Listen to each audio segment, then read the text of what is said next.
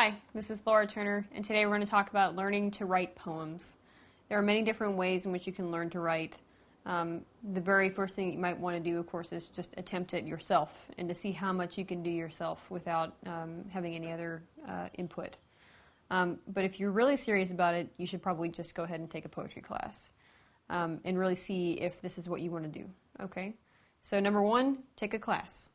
Number two, read lots of other poems by other poets, and discover through reading, what kinds of poems you really like. For example, I really like Victorian poetry, and I took a very extensive class on it in undergrad, and I have this very big book of Victorian poets, so I can actually go back, look at Tennyson and everything he's written, and really think about, what is it about these poets that I enjoy, and how can I emulate them?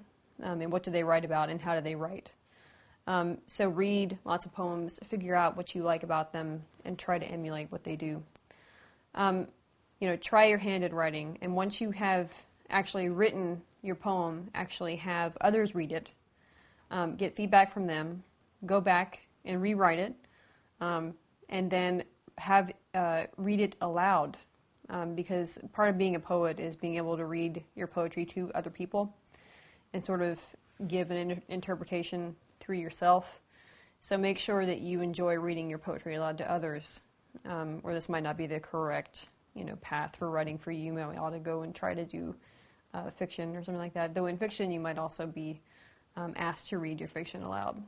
So practice with these things, with taking classes, reading poems, trying your hand at writing, and having others read and you reading it yourself. Okay, so those are just some tips for learning to be a poet.